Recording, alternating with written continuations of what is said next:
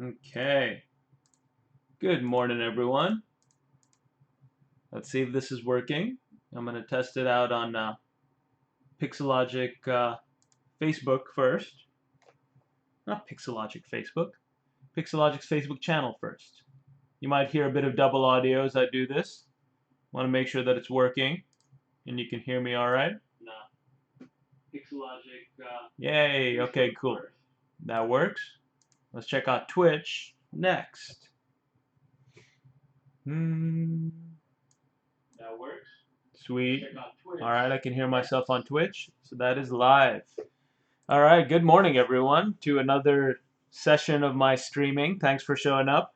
I'll be talking today about my usual stuff, 3D printing and ZBrush, ideas to reality. And what that means to me is basically thinking of something, taking it from my head into ZBrush to sculpt it, and then into reality using 3D printers. The question I get asked most often is what kind of 3D printers I have, so I'll answer that right away. I've got a Formlabs Form 2. You can kind of see it this way. It's the stereolithography printer I own, which is a resin-based printer. So that's one. And then the other one is the Raise 3D N2 Plus. So this is an FDM printer. So this is more for, this is a much larger printer. So it's much better for larger pieces. But it's FDM, meaning it's fused deposit material. It's basically a fishing line spool of plastic that gets melted, and it's not resin. This is the more common printer type you've seen. You've seen stuff like MakerBots and Ultimakers.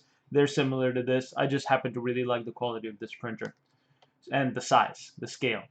So getting back on topic, what I've been showing over the past couple of streams that I've been doing is the development of my own IP that I've been working on. Fungisaurs, little dinosaur mushroom hybrids. That's what you see on screen right here. There's a Dilophosaurus mixed with a pig's ear mushroom and a Stegosaurus that I started prototyping as well. So I've done 3D prints of these guys, or at least of the Stegosaurus right here, to give me a good sense of scale and just thinking about proportion as soon as possible. I like to print these off. And this is printed on my Form 2. Still working on the Dilophosaurus, so I didn't really print that out yet. But what we're going to do today is take the next step with these characters, just paint them up and maybe export Vrml files. That way I can show you that whole workflow for sending color prints to something like Shapeways. All right, good to see comments are working. Hey, Mohammed from Tunisia, how's it going? Let's see, Ramazan Mubarak, I guess if you're celebrating over there. Good morning, Dave. Cool, Facebook comments are on. Let's see. I'm going to type in Twitch too. Hi, everybody. Cool.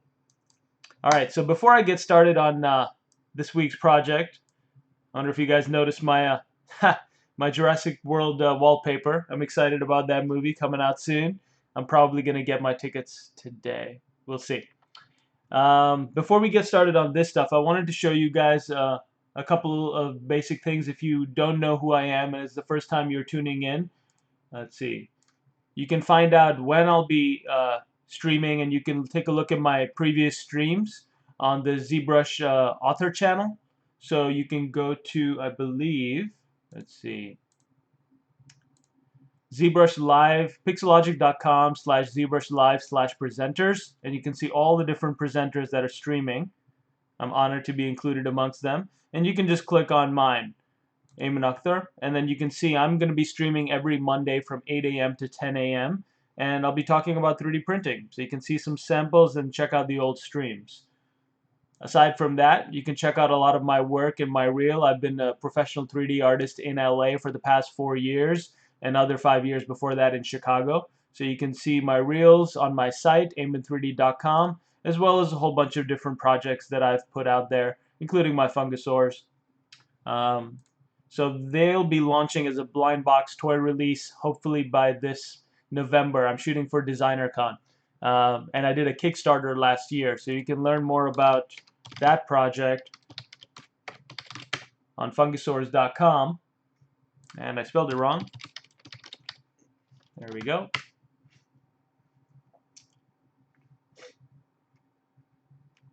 So yeah, I'm going to be making a mobile game app as like augmented reality and mystery box toys. And just building a whole IP world, you know, trying to think about the kinds of stories I want to tell, the kinds of characters, and even pitch an animated series. Beyond that, if you really want to follow me and know what's going on, you could follow Fungisaurs on Instagram so you can see the actual factory production process of taking something from sculpt to 3D print prototyping to actually the next step and mass production. I'm showing that stuff on my Fungisaurs Instagram. And if you want to just see what I'm up to, just follow my Aiman Akhtar 3D Instagram. And you can see a bunch of the different projects that I'm working on there. So let's see, ArtStation also. That's the last thing. So I'm on there. Speaking of Instagram, since I've got it up, I wanted to show you something cool that I've been working on. And this goes back to the whole theme of 3D printing ideas to reality. So I had this idea of doing an underwater photo shoot. And I have a friend who's an excellent cosplay artist, and she's hosting an underwater workshop with this awesome underwater photographer. So I signed up. And it's at the end of June, so now I've got this other side project that's kind of creeping in. I've got to start preparing for. So maybe next week's stream I'll show something for this stuff. But what I wanted to do is kind of do an Aquaman cosplay outfit, but in my own style. We'll see how I can make it interesting. So I started doing a couple things for that. One, if you guys are interested, I made a trident. There's my little Aquaman trident. Let me make the screen a bit bigger for you so you can take an actual look at what's going on. Whoop. There we go. All right. So here's the trident. This is all printed on my Raise 3D N2 Plus here. You can see it's a big printer, so I can print relatively big. And let me show you. It wasn't printed like this. That's too big. It's printed in pieces. So here's the head of the trident, and you can see even I've epoxied and I've merged kind of the top of the spikes to the bottom. So this was printed in 2 pieces. And then another cylinder. You can see it's got the hole in it for this dowel to fit into. And another cylinder on the bottom. So basically in 4 or 5 prints, basically I was able to print this whole massive piece. And that's one thing I really like about having a really large build, size like that. It's 12 inches by 12 inches by 24 inches. So I'm going to get this all painted up and properly sanded and finished, and then I'll epoxy it all together. And then I'll have this cool prop. And I don't really know where to put it yet because it's a really massive thing. But that's one thing that I'm working on. The other thing, if you take a look on this Instagram page, whoop, there we go. So you can see some testing that I've been doing. This is the Raise 3D N2 Plus going with some mesh netting on top of the print. So I printed the first, I don't know, I'd say 3 hours of regular layers. I think that got up to maybe, I don't know, 1/10 of the way up of the actual print. And then I laid down this mesh netting. It's like this mesh nylon right here. And you can see it's pretty porous and pretty stretchy. And the idea is that when you pause the 3D printer, lay down this fabric, and then start the printer again, it would fuse the top layer with the bottom layer of the fabric. Here's the finished print. You can see the mesh netting is kind of embedded and part of the print after the first bit of the layers. And then here's a video of me actually showing it work. And I can show you.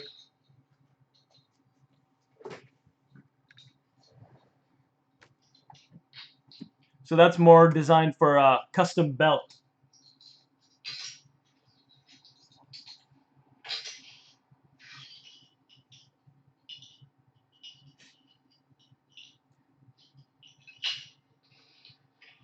a relatively easy sculpt, but it's really about prototyping, figuring out the right scale, and getting it to work.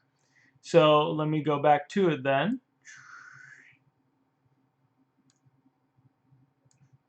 Actually, you know what? I'm going to leave it up for a second as I answer your questions to see if there's anything like that happening on Twitch. T777 says, genius, thank you. How long does something like that take to print? Screaming Solus asked. And you might have been referring to my Trident. It's a good question. I think it took about 6 to 7 hours for that head of the Trident, and then the rest of the cylinders I think only took 4 hours or so. I'm printing at the fastest setting because I needed it done. So in total, probably like a 30-something hour print in all of its pieces. The Aquaman belts and stuff, I printed all in one go, and that printed overnight, so about, I don't know, 7-8 hours. That's pretty much what most of my prints average, because I just want to do it overnight and see it the next day. So I hope that answers your question. Good morning, Kurt Boutier. Good to see you again. Let's see. Never seen fiber reinforcement in 3D print. You know what? It's not my idea, so I'll tell you honestly. I got the idea from, well, actually, it started here in the LA makerspace, but then the video that I saw that really sold me on the idea was by another maker named Uncle Jesse on YouTube, and how he 3D prints on fabric. And again, I think the original idea is from a makerspace in LA. I'm not sure the exact person who came up with it, but you can see how effective this technique is. So what I want to do is take it to the next level and not just make a little thing for my hand. I want to make a whole chainmail shirt, like a scale mail shirt. We'll see if I can pull it off in time. But that's credit to the actual idea. I think I am the first one to make a belt out of it, though. And I can show you some of these pieces. Bloop. Make this window bigger again. All right, so you can see here's the belt, the front of it. You can see how articulated this is. Now, none of these pieces are actually joined to each other. If I show you closely, they're all separate meshes. But when they're joined with the mesh, they become kind of articulated as one piece. And so the idea is to be able to kind of put it on as a belt and stitch it onto the actual shiny nylon pants, which I've never bought before, but this is going to be fun to try it out. I'll be stitching a lot this coming month. So something like that. And the pieces of the... Whoop. Stuff's getting caught in my nylon netting. And these pieces would kind of come along the sides.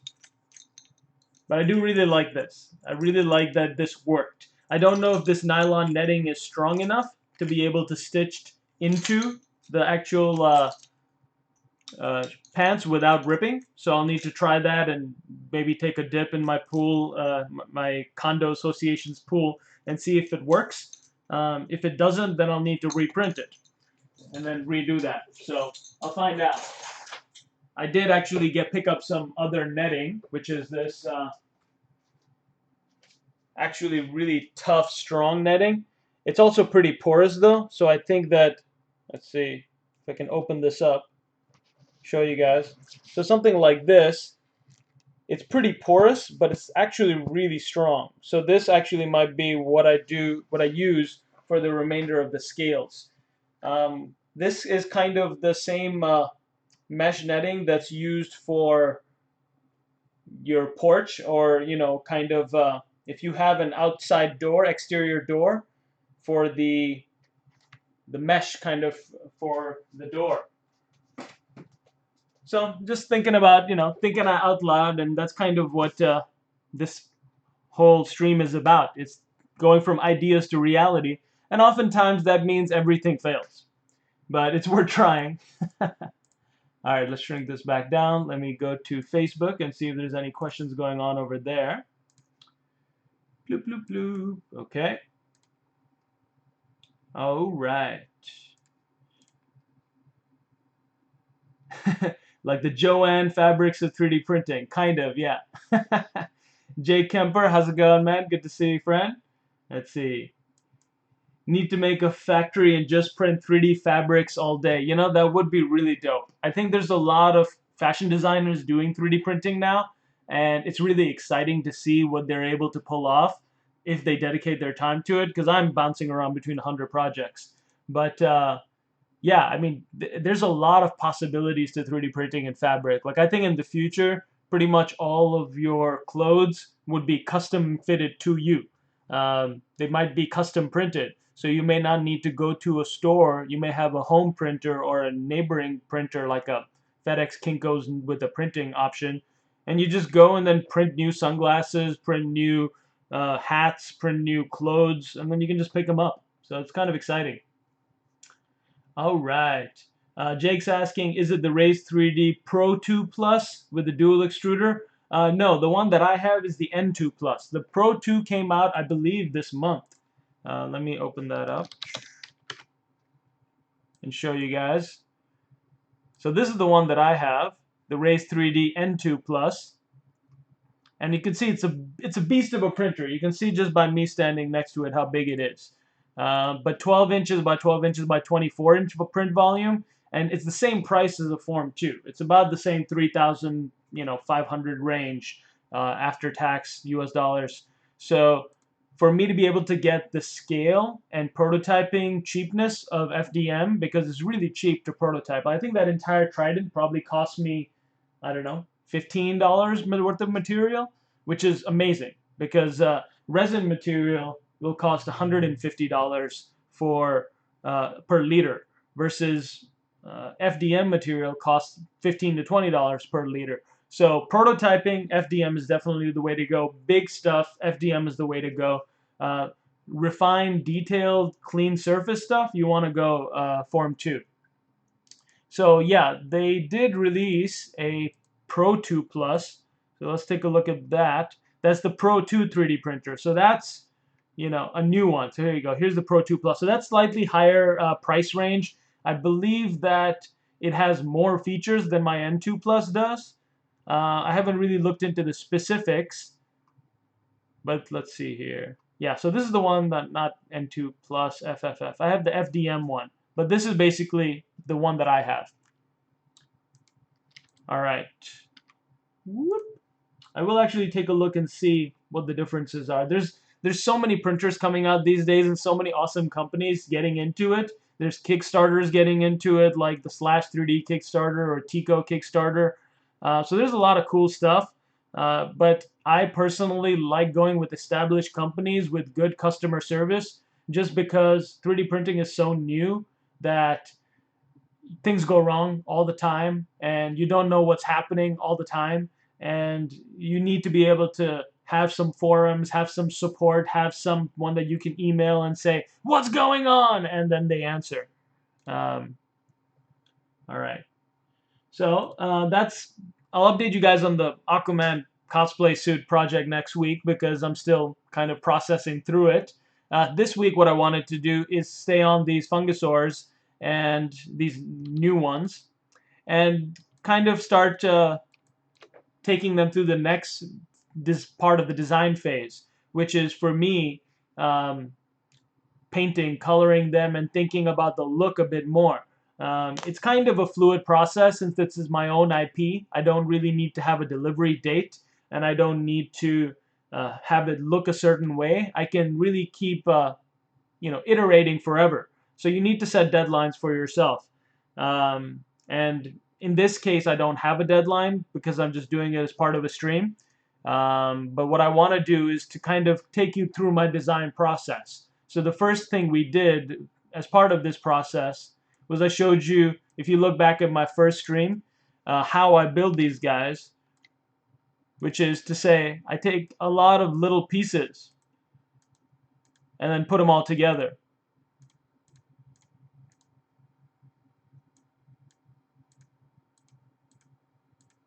And so this is kind of my starting point process for building these guys, is to start with a lot of base shapes and then dynamesh all of these together and then really start pushing and pulling and sculpting until I have the kind of finished character with the appealing, cute, simplified design that I'm going for. Because keep in mind, these are for blind box toy sets that are relatively small. Let me open that up again. Did I shrink the window back? Yeah, I did. Okay, cool. That did not open. There. Okay. So keep in mind that what I'm trying to make with my toys is something that's toy scale. So this is going to be about 2 to 3 inches tall. They're not going to be very, very big. And since I'm going for mass production, not with all of them, but at least the first 8 are in mass production right now, you have to think about engineering, engineering for mass production. You have to think about molding and casting and how they'll be tooled. You have to think about what painters in a factory will actually be able to paint by hand for thousands of these. So you've got to make all these considerations while you're sculpting, while you're 3D printing, or while you're prototyping. So color is part of the design phase for me. And since I've got these first 8 characters, I've got green, I've got red, I've got purplish, I've got orangish, I've got one red-ish, not really red, and one brown. So I do have a lot more colors that I can go through, and different types, because you see the chick wrap here is a chicken mushroom mixed with a velociraptor. That one's orange. But, Braco here, which is a Brachiosaurus mixed with a witch's hat, is also kind of orange. Triceratops, which is a Triceratops mixed with a glistening inky cap mushroom, that's also kind of orange. So what I want to do is add another green one right now. So that's what I'm going to do with this guy, is kind of make him more green. And that kind of informs my decision of which mushroom to pick and decide on, coloring. So I was Googling mushrooms this morning, which you do if you're coming up with a brand. And I came up with this one, the parrot mushroom, which is really interesting dark shade of green, and it's very slimy, which I think is really cool to have that super slimy green. I don't know how I'll be able to pull it off in mass production yet, but first stage is to kind of experiment with it and get it looking good in ZBrush and KeyShot. You can see this mushroom ranges from being really bright yellow to really dark, green. But that's basically my color palette then. This image is a great reference for me to think about and keep on my second monitor as I paint and sculpt, because you want to be able to look at reference all the time, guys. I can't stress that enough. Also have Stegosaurus images pulled up. I actually have a corgi, and I have bought this suit before, and I have put it on him. I will show you guys photos of that later. But this is also really useful, because now I can think about, dark green to lighter, kind of gradienting down. And that is another thing I'll keep up here on my side reference window as I get ready to paint. All right. Let's see. Poly Stuff is saying no need to go through Kickstarter. I don't know about that. The Kickstarter that I did in November helped me kind of launch this brand and brought some attention to it. Now that I've actually started mass production and I'm going to try to fulfill all the Kickstarter pledges by the end of this year, hopefully by fall, then I can start taking the next step. All right, let's see. Sounds great. Cool. Let's see. Gary Melgrim is asking, do I airbrush to Clearcoat? No, I don't personally paint miniatures very well. I have a friend who's a painter, Elvin Torres. He's an excellent painter, and he's the one who I hired to paint all my Fungisaurus prototypes because he knows what he's doing. I just started painting, so you can see I have a bit of a painting station set up here, and I've got all of these Vallejo paints and model color paints, but I don't have an airbrush, and I don't really have an environment suited to airbrushing yet. Maybe if I had a garage, I would get more into it, but my forte has always been sculpting and the form side of it, so I kind of want to keep practicing that.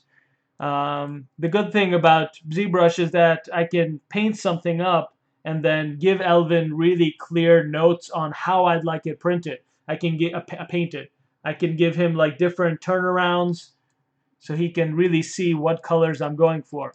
So in any case, I'll keep answering your questions, keep asking them over here, and I will get to them as soon as I can. Let's see.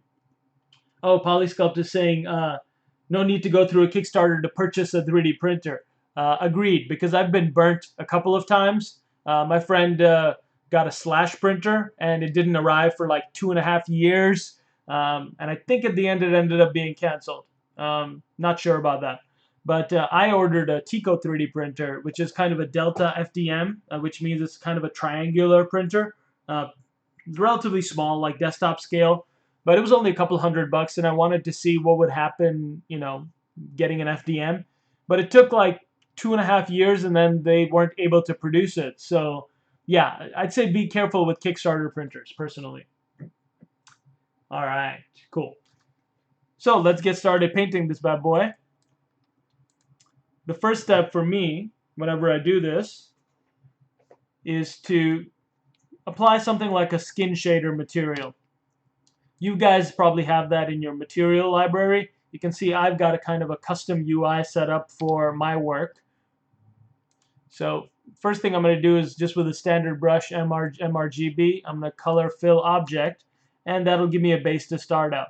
Now this is a decimated model with only 422,000 poly count, so I probably don't want to paint on this one. I'll duplicate this, and I will Dynamesh it so I can have more polys. And let's put on some music.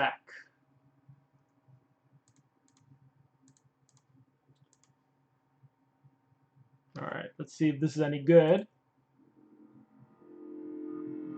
Nope, not that one. So I'm kind of limited to royalty-free music, so if you guys can think of any places I can get some good royalty-free music, let me know. I'm kind of just going on these SoundCloud sites and picking something from there. I'll keep it kind of muted in the back.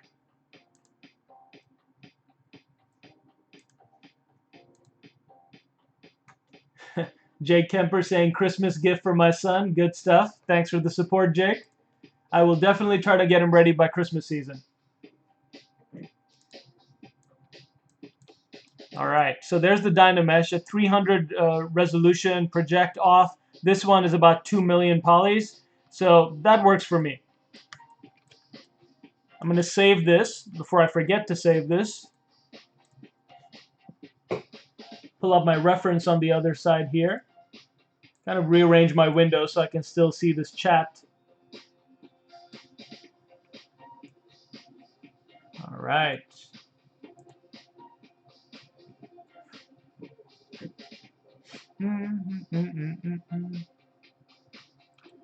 All right, Jake's recommending YouTube synthwave mixes.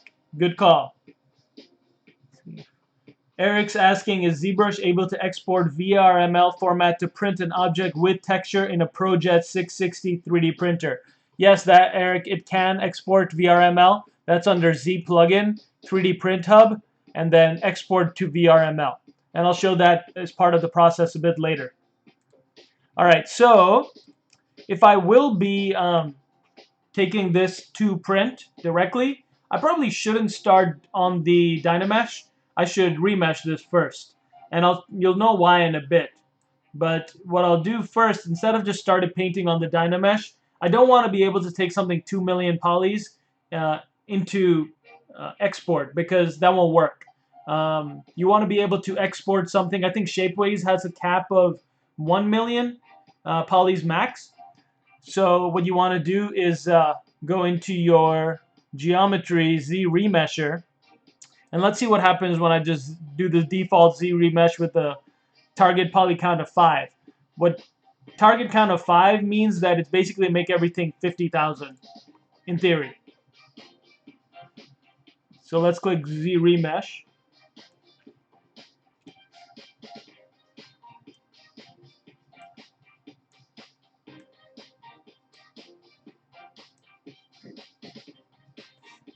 All right.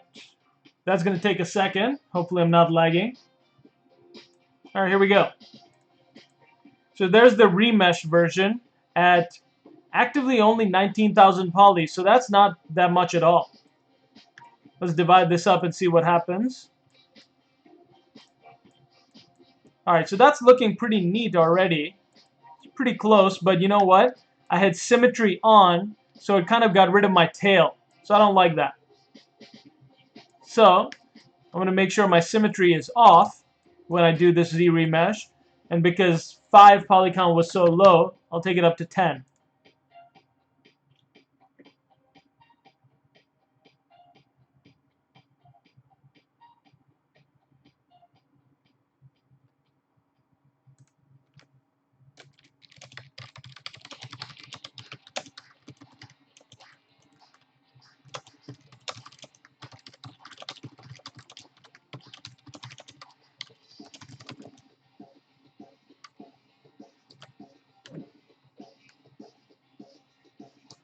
Okay.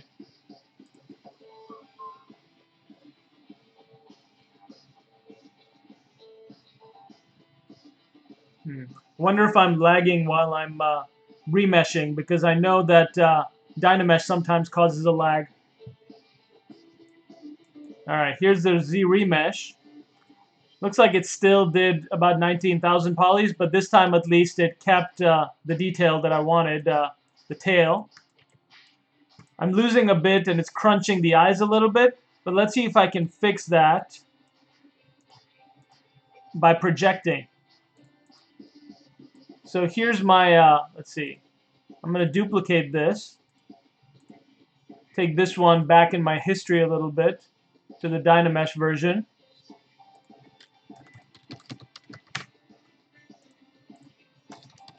I'm going to label these Dynameshed and Remeshed Stego so I know what I'm looking at. And what I'm going to do is basically, in order to lose that crunchiness right there, I'm going to take this up a couple of subdivision levels and I'll project with this Dynamesh one turned on right above it. So I'll click on Project, which is under Subtool, Project, and just click Project All.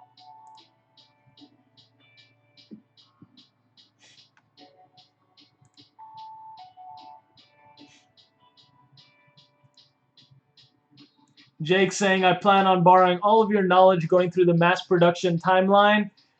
I'd be happy to share. It's been a heavy process. There's a lot of back and forth with the factory. First, you've got to choose your factory or sourcer, make a good deal with them, make them stick to their deal, and then you start this process, which is kind of a year-long process of giving feedback, getting stuff, shipping stuff to them, getting stuff shipped back, and slowly refining the product. Especially if it's your first time doing it like me, it's a process.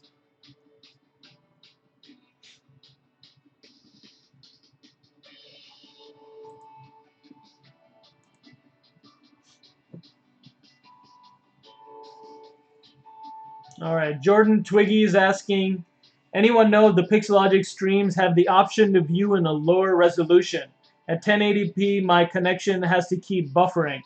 That's a good question, Jordan. I'm not sure.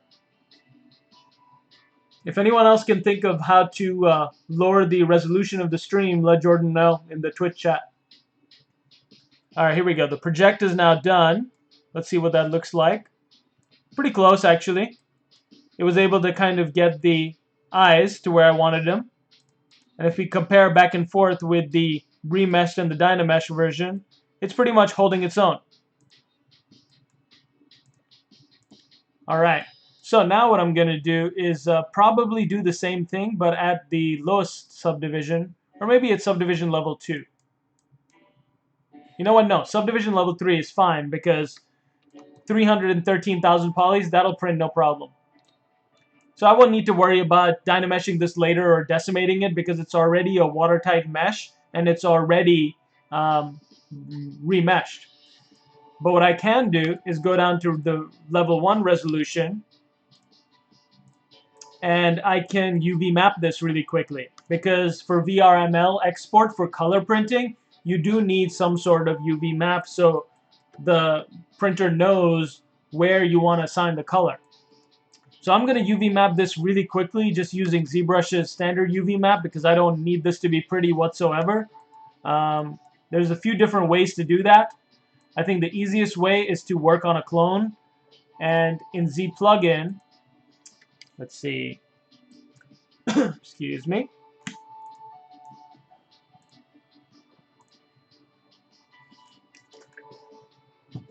All right.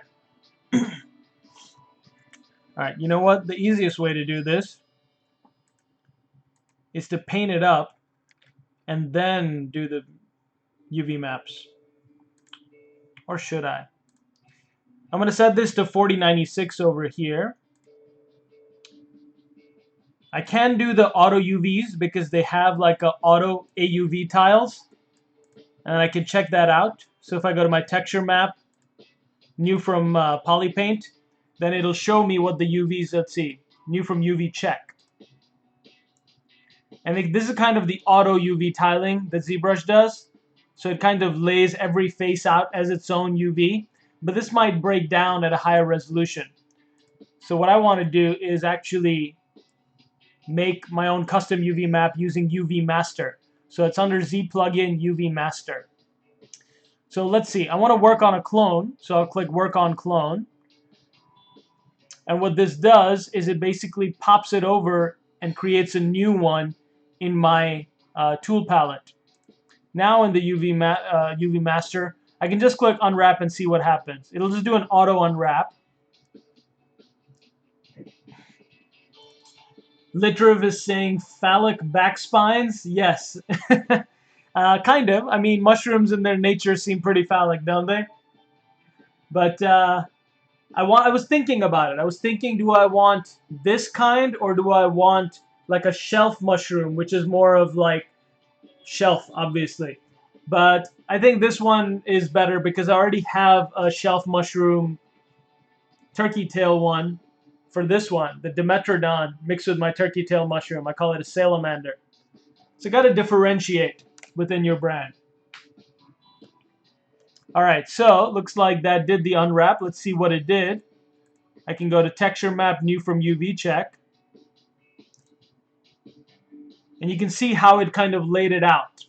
So that's actually not bad, but there is a bit of overlapping happening.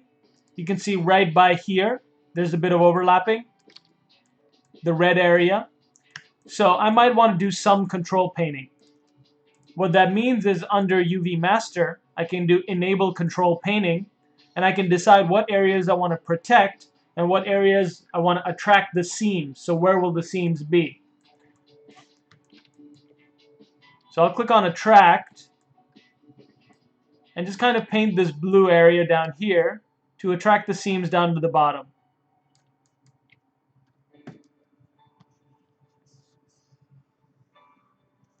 Want to be careful that it doesn't paint right through, because sometimes if you have a really thin mesh, it can.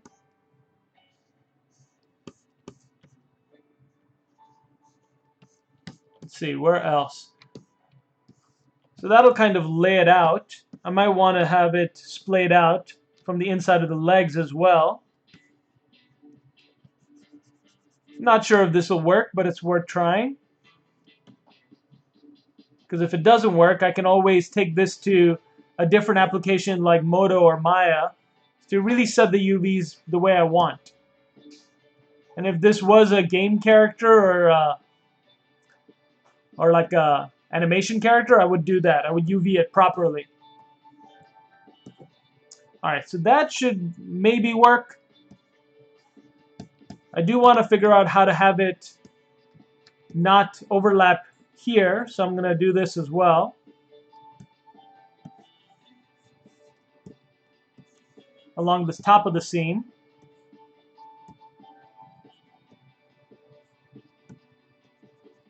Make sure you're getting all those little holes.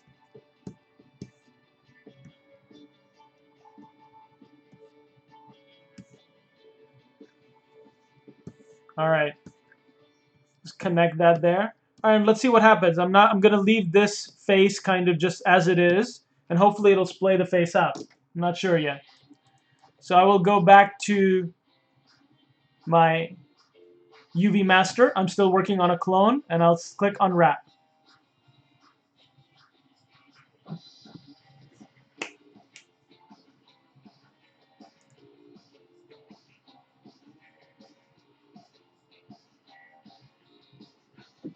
Jake saying I started using Rhizome UV 2018.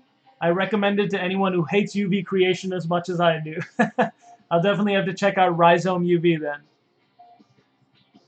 Yeah, UV mapping has gotten a lot better since when I first started UV mapping. It all used to be needed to be individually done and stitched together. Like if it was an arm, you need to do a cylindrical mapping for that arm. For the fingers, you need to do a cylindrical map for each finger, like a planar map for the front and the back of the hand, and then stitch all of that together. Imagine that for the whole body. Now it's kind of easier with Modo. You can kind of just select the seams you want and unwrap the whole thing. Even Maya, I think, has incorporated the like UV tools into its pipeline. So it's a bit easier now. Kurt saying UVs are the devil. They can be. They definitely can feel like that. I used to think they can be sometimes meditative too. If you're, if you have 8 hours to kill. All right, let's check this out. New from UV check. All right, so that kind of worked, but it didn't for the middle. I feel like it's laid out a lot better, but it just janks up that area. So let's try to enable control painting again. I'll just undo. Hopefully it'll bring back my control painting. There it is. And I want to be able to fix this area. So maybe what I'll do is I'll add another seam right there.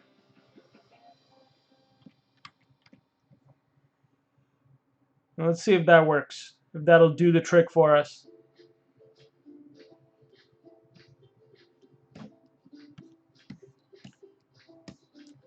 It's black magic, I tell you.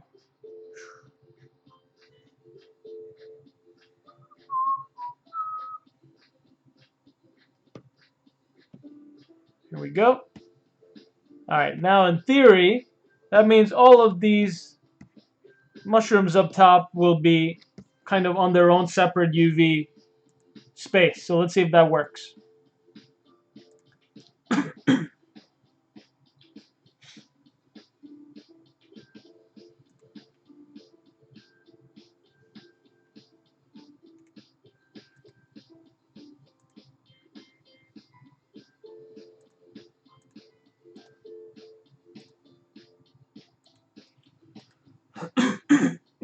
While that's happening, Jake just sent me this video of Rhizome's UV virtual spaces. So you can look that up, Rizom UV. First time I'm seeing this. Little bit laggy, this YouTube video. Full auto seams, unfold and pack. Cool. Whoa, that's neat. Individual stretch reduction. Auto seams pelt with symmetry. Oh, that's cool. So you can kind of see where the UV seams will be on the model on the fly. Full auto mosaic with stretch control. Oh, neat. So it's kind of an auto UV as well there. Auto box UVs. Yeah, I'll definitely have to check out this program. Okay. Looks like that's done. Let's see what it did. All right, almost. There's a little bit of stretching still happening right in the middle, but it did lay it out almost perfectly. So let's keep this going. I'm going to undo. So I get my control painting back, hopefully. There it is. All right, so whatever the issue is, it seems to be caused right here. So I'm going to go back to painting and kind of paint that in right there. You see, I'm not even painting the red to kind of protect anything. I don't really care about protecting any specific area aside from the face. So maybe I will do that. I want to be able to paint these eyes. So I don't want any seam happening right there. All right, now let's see what it does. Unwrap. So you can see this unwrapping process in ZBrush. It takes a couple of tries to get the best start.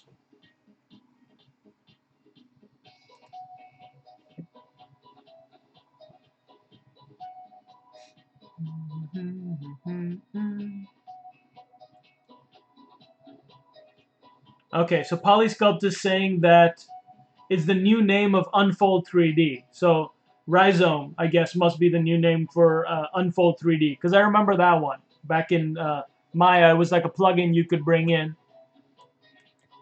All right, looks like that's done. New from UV check. Oh no, it made it worse somehow. How? Gah. All right, I'm going to take a second to just power through this and figure out how to make this work.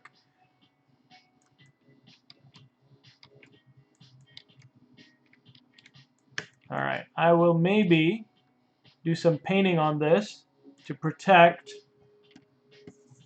these top areas.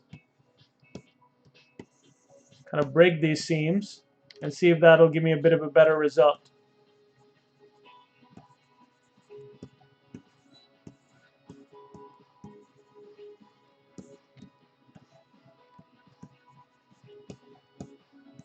Sometimes when you want to do something quickly, it fights you.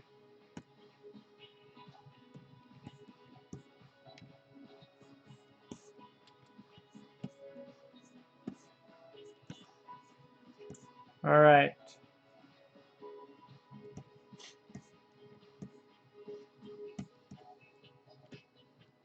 Just to kind of overkill it, I'll tell it I don't really care where the seams are for the stems here.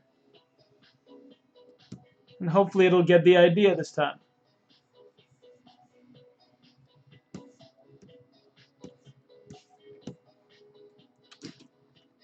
All right, here goes nothing. Let's tell it to unwrap again. Looks like it got rid of my control painting for a second. Hope it didn't. All right. Polysculpt is saying, I strongly advise you to create polygroups, like the big scales on top, and then use the polygroup options. By doing what you're doing right now, it'll create a lot of density variations on your UVs, and UV Master is designed to keep your UVs as much as possible consistent and less distortions as possible. The more polygroups and more openings you will create, the more freedoms you will have in the auto algorithm. See, this is why Twitch is awesome. I can learn while I teach. You can tell I don't use UV Master that often, but I do use it for when I try to be quick. Let's see. Control painting only attracts the seams in blue, but if the seams are needed on other unpainted locations, it will add them. More designed to paint areas, not accurate seams. Well, let's see what this did. So yeah, whatever I'm trying to do, it doesn't really care because this area up top keeps messing with me. So what I'm going to do now is take Kyle's advice, and I will try to make this its own polygroup. So I'll select my masked lasso, and let's select all of this top area. Cool. And then I will make that group masked. That way, if I look at my polygroups, let's see, really hit that nail on the head. Let's make it pink. Okay, so there we can see now I've got two different polygroups, one for the horns and one for the body, because the body's not giving me any issues. So let's see if that helps. Okay. Yeah, so sorry if I'm giving credit to Polysculpt or Kyle. I think I'm talking to Polysculpt. Okay. All right, so now that that happened, let's see. Let's see if the unwrap options here gives me a better, gives me more options with the poly group separated. So I'll click on that polygroups tab, and hopefully what it says is that when active, UV Master will create separate UV islands when the polygroups found in model. So Now I've got two poly groups and I've got some painting going on. So let's see what it unwraps as now. Unwrap.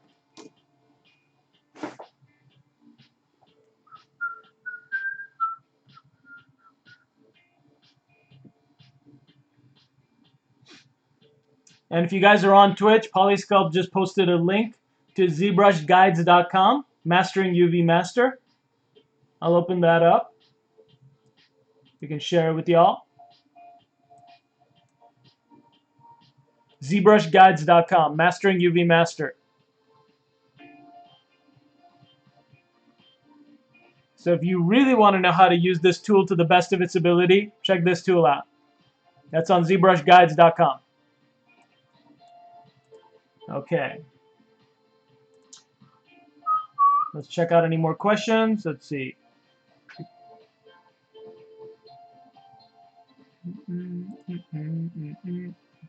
Okay, looks like that's done. Let's do a new from UV check.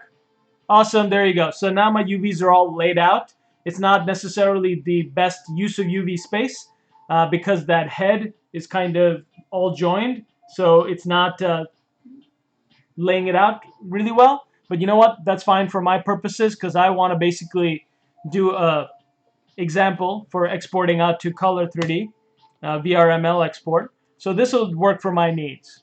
Now I'm going to go back to my model because I've been working on a clone this entire time. Make sure I'm at the right resolution for it. I am. And then I can go to UV Master. I can copy UVs and paste UVs. So on my one on my clone where I like the UVs, I'll say copy. And I'll go back to my model which I started from and I'll click paste UVs. Now let's do a UV check again. Oh. Texture map, new from UV check. And there we go. So we've got the UVs from the clone now that we did with UV Master onto the original model. So I'll turn that off. I will save this file. Stego 4 again. And now we're ready to start really getting into the painting. I don't know if I'll get around to the Dilophosaurus one today, but in this stream. But let's get on to painting this guy. I'll go to my Geometry tab. I will go up in resolution. Make sure that my UV map doesn't wonk out when I go up in resolution. It does not. Perfect. I'm at 313,000 polys here, so let's divide a bit more. 1.2, I think we can go a little bit higher. There you go, 5 million polys. That should be pretty good to sculpt with. I'll lower the volume of this music a bit. All right, cool. All right, now we're ready to paint. So remember what we had said. We're trying to paint it with this color scheme, the parrot mushroom color scheme. So we've got dark greens, we've got lighter greens, we've got yellows. So that's our color palette here. Also based on the existing Fungisaurs that I've already done. If we take a look at those, what we want to do, let's go to the site. What I want to do is have a very clear, distinctive eyes, just black and white, and then the mushroom coloring. So, thinking about all that stuff, as I paint, I'm going to get started. Alright. So the first thing is kind of a base color. I'll go to my RGB. I've got skin shader on. I'm in my standard brush, and I'll just do a color fill object. So I can have a base color that I'm building off of.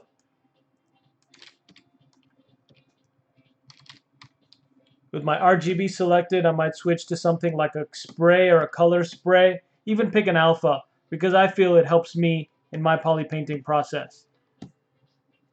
The RGB intensity is set to 100 right now, which is a bit high, but you know what? That's fine for what we're doing right now. I'm going to just start laying it out.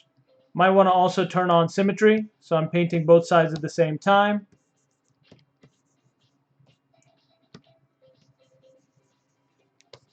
And I'm just going to try to lay out what areas I want to be a bit lighter first. See if I like it.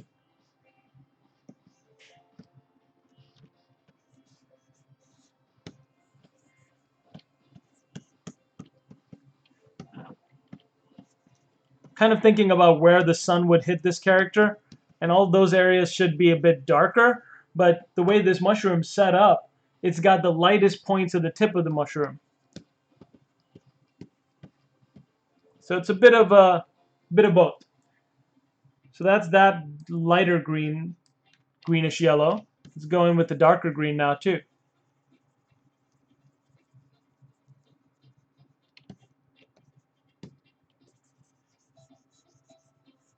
So we're having that transition from lighter green to darker green. And just by changing the size of your brush, you can really change it up. Change how the alpha is affecting it.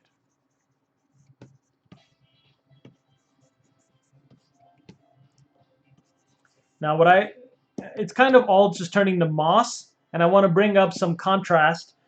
And since yellow is part of my color palette, I'll select kind of a bright yellow, and I'll paint the bottom with this brighter yellow color.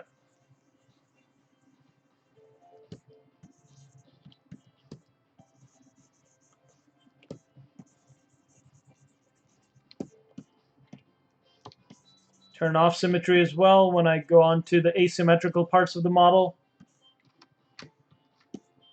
And that helps a lot. I can reduce my RGB intensity now and do a bit of blending.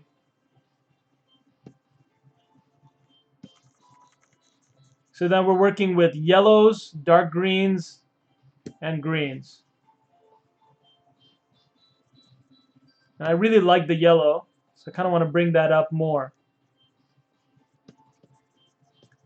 And now I'm having a bit of a lighter touch with my Wacom when I'm pushing.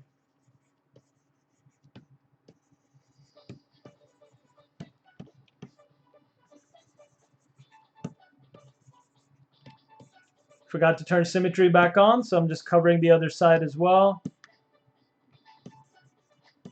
That's okay. You want asymmetry in your painting, otherwise it becomes a bit too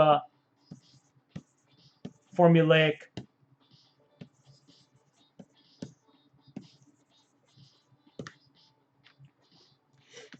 Want to look at it from all sides as you do this.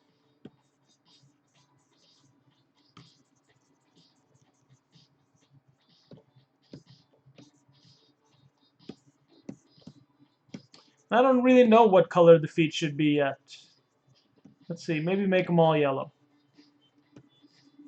Does that look good? Let's see. It's interesting. It's kind of like he's got yellow shoes on, which is not necessarily a bad move because this is a stylized, cute, chibi kind of design toy series. And having those yellow feet kind of really sets it apart from the other ones. So I'll keep it for now.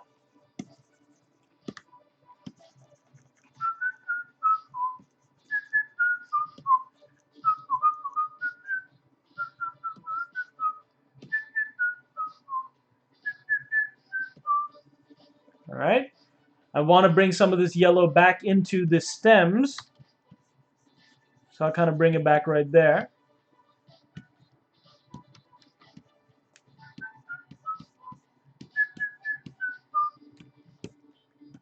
It's kind of a yellow sandwich.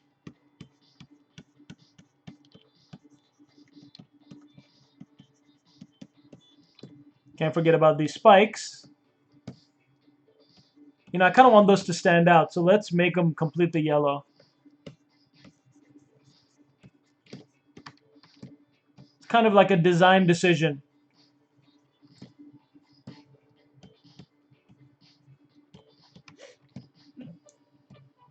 Cool. All right, want to bring in some of the white of the eyes back. Want to, go over this multiple times with darks and lights. Think about where the shadows will be. All of that. Let's try bringing in a bit of yellow into the eyes as well to kind of set them apart.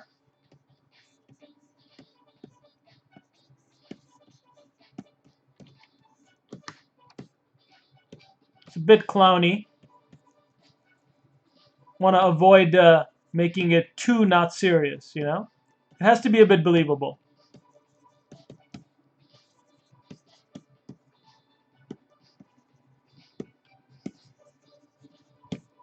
Thanks again for showing up to watch me stream, everyone. It's fun for me. This is my 3rd time streaming live for ZBrush. All right, so this is, the color spray in standard is great for the skin and body. But when I'm doing the eyes, I think I might just switch it off to something like a drag rectangle and try painting with an alpha. Change the Z intensity, because I can get just way more control that way, All right, so though this is nice, I want to also paint the whole surrounding area white. So I might just go freehand first.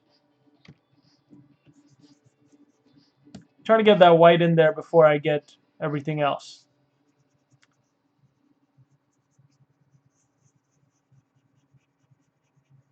And this is probably not the best idea to be painting the eyes white right now, because I'm still experimenting with the look of the paint. But maybe I will make them their own polygroup and mask them off while I paint the rest.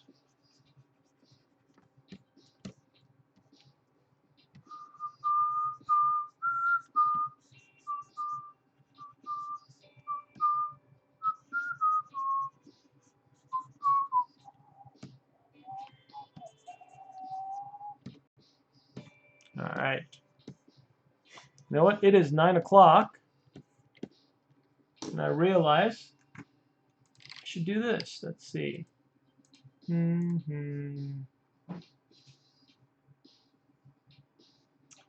right, cool. Keep the questions coming, guys. Let's see. Pradeep 3D is saying stream more. Okay, I will. All right, let's see here.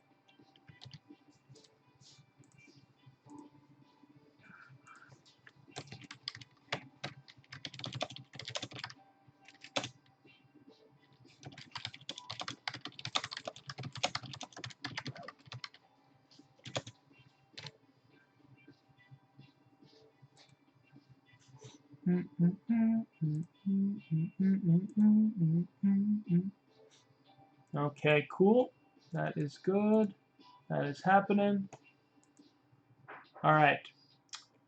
Neat. Let's get back on this. All right, Steven77 is asking what poly count range or file size I have to consider for resin printer management. All right, so this is a harder question because in general, you want to have less than 1 million polys if you can. And the limiting factor most of the time is not the printer, it's the transmission to the printer. So you've actually got to put stuff on a USB to get onto the printer or an SD card. Let me turn this volume off so we're not having double audio. Okay. So to answer your question, the poly count, it really depends on the, how you're transferring to the printer. Oftentimes, per model, I try to keep it down to 1 million polys. Most printers can go higher than that now. Like the Forum 2, I printed a 2 million poly mesh before, so it's not out of the range of possibility. So for SLA printers or FDM printers, doesn't matter as much. It matters more what your specific printer is and what its max poly resolution is. Okay. Yeah, because I think for Shapeways, like I mentioned earlier, it's something like 6,000 for, not 6,000, it's something like 1 million polys for just that, it's max. It can't do any higher than that. All right, so I got a bit distracted.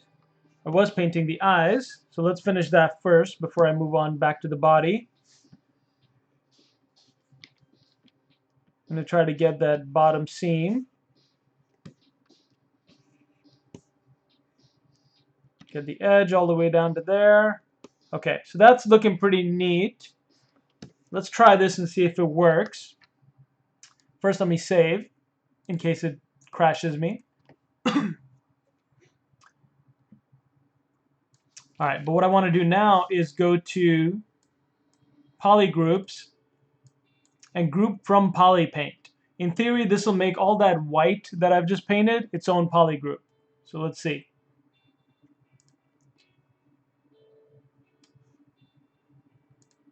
All right, there we go. So that whole white now became its own poly group. So I'm going to select it, or Control-Shift-click on it, I guess, and then I'll mask it off. That way, when I'm painting on the rest of this, it won't, let me actually invert also and make sure all of this is the same poly group. That way, when I'm painting the skin and I'm messing around, I won't mess with the eyes. So let's go back to the eyes for a second. I do want to add a bit of a black outline and the pupils.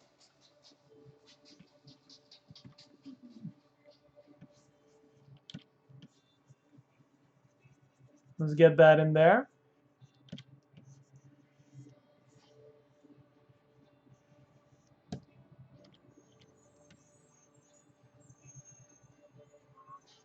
Let's take that all the way to the top. He's got a bit ovular eyes, oval eyes, not just completely round.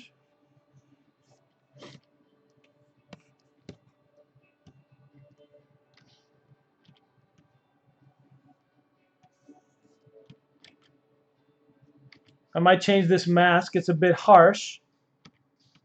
There you go. A bit of a softer mask, softer alpha. Hard to keep all the terminology straight when you're shuffling between all these different 3D programs all the time for work.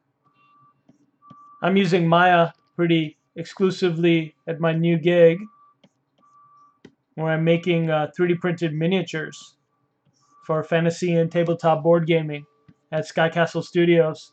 It's they're the makers of Hero Forge. If you guys are familiar with Hero Forge.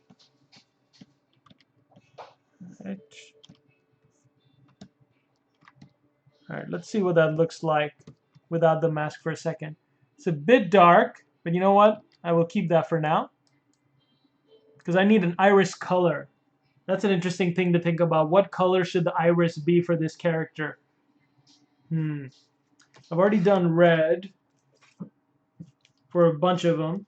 I've done green, but his whole body's green, so that won't look too interesting. Let's try something complementary.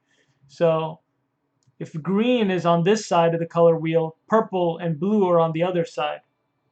So let's try something purpley for the eyes. See if that reads.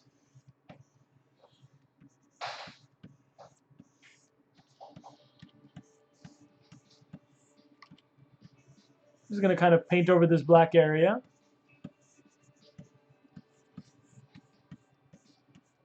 Push it back, and then I'll bring it back again. It's what I've found about painting and in general coloring. It's a multi-part process.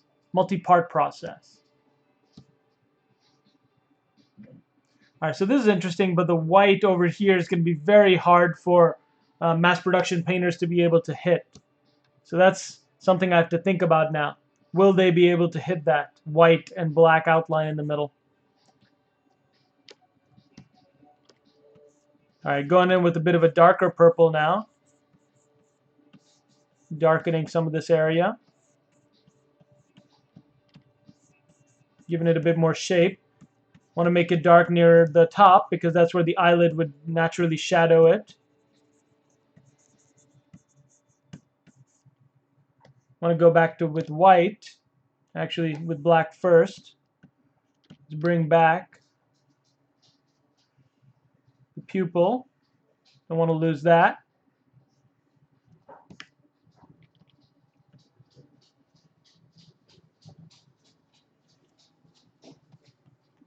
Let's also go back in with white and kind of give it a bit of a highlight.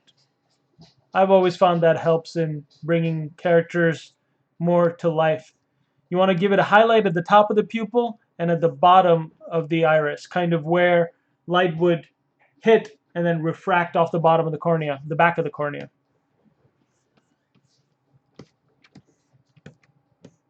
That's interesting, but he looks really, I don't know, the purple eyes kind of make him look sick with his green tone and purple eyes.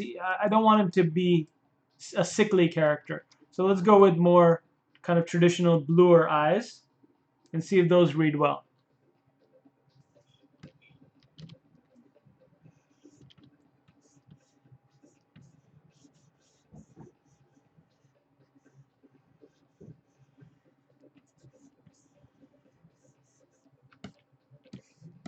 All right, that's much better. At least, you know, before I even do any kind of real painting, that lighter blue is just much cleaner. It reads and it makes the character more friendly and appealing, not scary.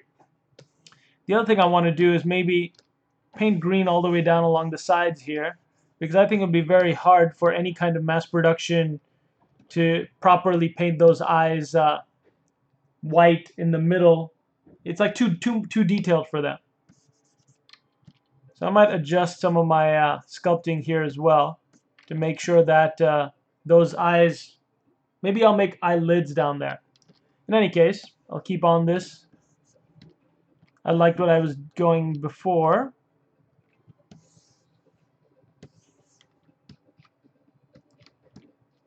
With the color of this eye. So let's go ahead and bring some black back along the edges.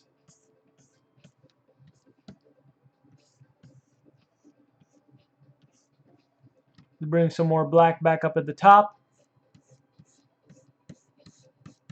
His eyes are the windows to the soul. We want to spend some time on those.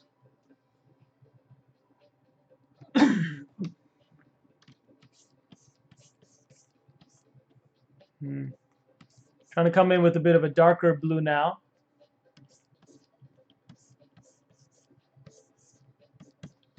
To give some variety.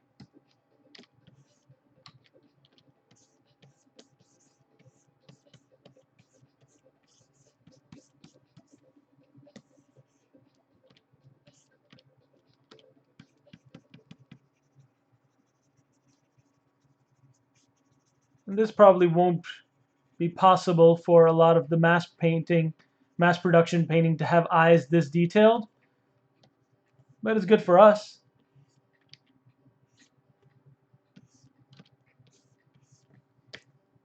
So I'm gonna push for it. Let's see.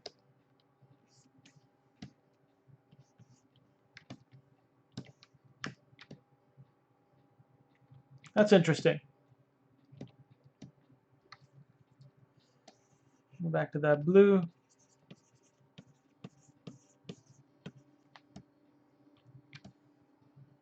All right, I'm liking what the eyes are, how they're looking.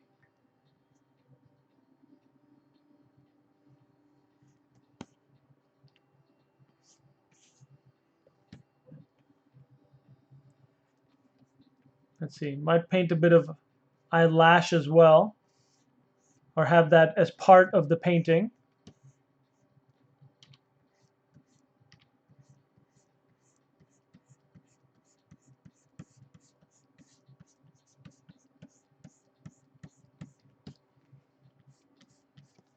Having really thick or dark eyelashes makes a character more feminine just by nature, but you don't want it to necessarily look one way or another. I want these guys to be pretty kind of androgynous. But I have pretty long eyelashes, so. Let's see. Go back to green. Refine that a bit better. And eyelashes are pretty, or no, eyes are pretty specular-y. So I want to have a bit of specular shine that I'm going to paint directly into this. And this is a pretty particularly slimy mushroom, it appears. So I want to make sure that that reads. Here's the nose. Make those pits of the nose read a bit darker. Cool. The tongue is just kind of been left alone for now. Let's try to give it the traditional pink tongue look. Let's see if that looks good. That's really pink. That's like hot pink. Let's try it.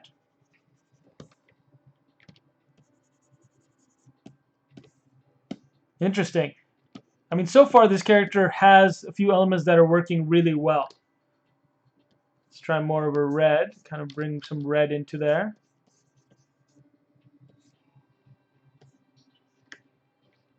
Kind of like the hot pink.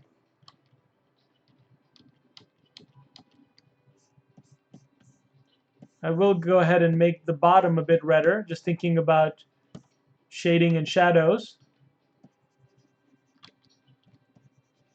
I'll probably leave the hot pink in the center.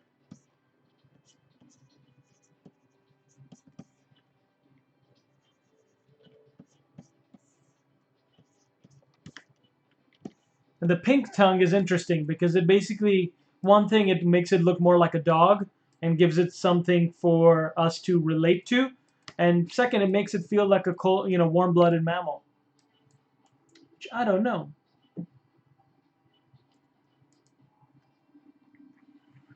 Let's see.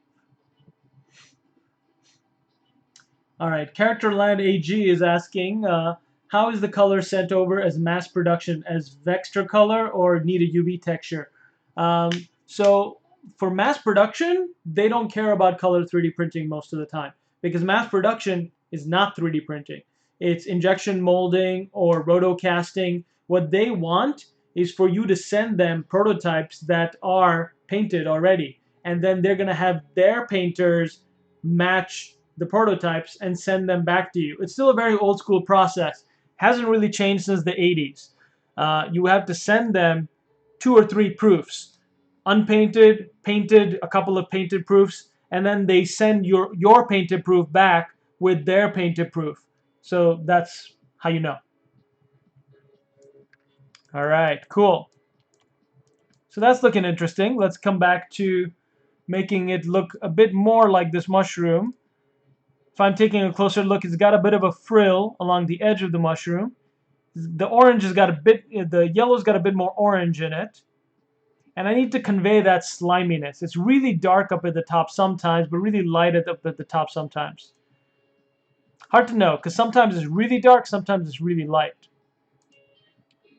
Seems like the majority is that the tip is dark, and then it gets lighter as it goes down. And it's got these nice streaks along the edge. So let's try that. Let's bring in some darker greens at the tops. So I'm going to go back to my alpha and my spray just to make sure I don't mess up the eyes. I'm going to mask those off. So now if I go over it, it won't really affect the eyes because they're masked off. Make sure my RGB intensity is high enough. Let's check out this green.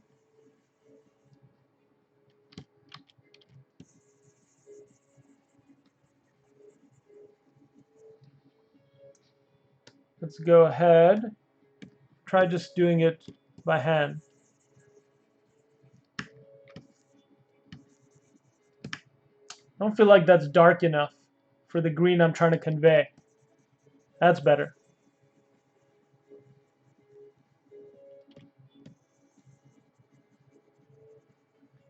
That way these mushrooms will also be one of the darkest parts of the model, and that'll stand out. So we're going kind of from a light to dark.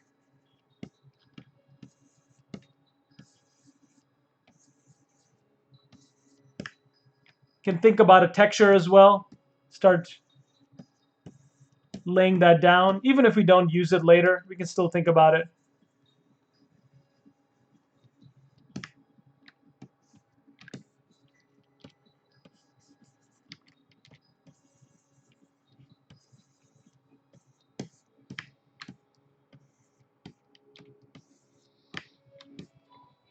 Okay. Liking that already much better. Let's kind of bring back that frill. You want it to be a bit yellowish around the frill and lighter green in the middle.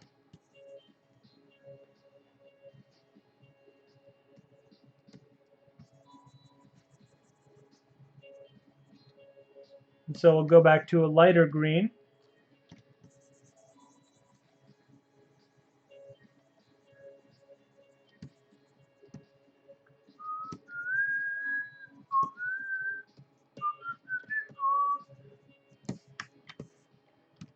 All right. Let's try to change this up as well. Let's use these alpha 59 and 60 to kind of bring a bit of a dark green tint down. I don't know if this will read or if we'll be able to pull this off for manufacturing. But what I always do is start with the best you can make it and then compromise.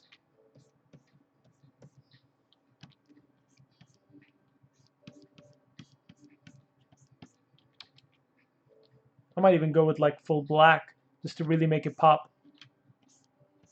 There we go.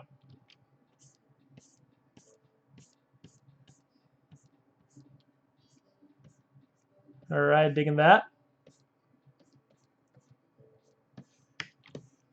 Good. This got projected over to the other side. Very nice. All right. Character Land is asking, so you have to be pretty much be good at good traditional painter. You can get any digital painting out onto printer. At least I don't think there are home printers that can do high res. Depends. I mean, I hire a painter because I know I'm not perfect at everything. So I'm more of a sculptor, form, shape, concept kind of guy. So when I need help, I'll find an expert. So you don't have to be able to do everything. Don't get stuck in the trap of being able to do everything.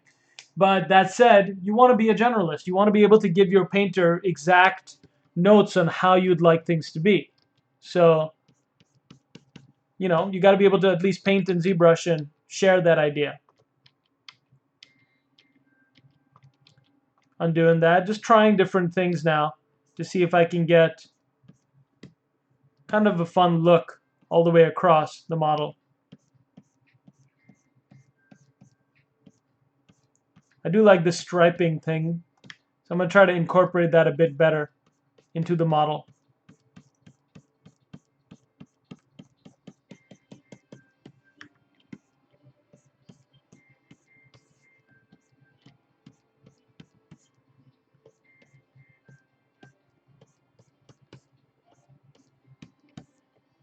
So you can see I started with really simple base yellow at the bottom and then base green up at the top.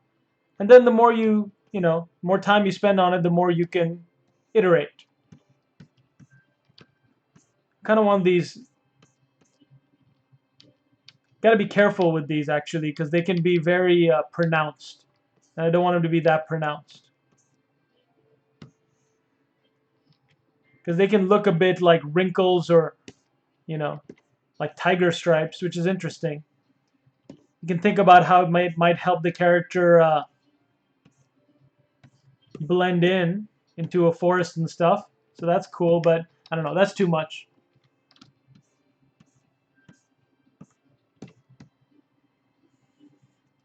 It's not a bad look.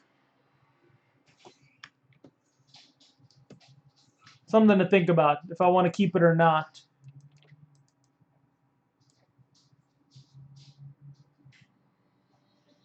Whoop, too far. All right. And bring this back up. The history. You check the questions on Twitch.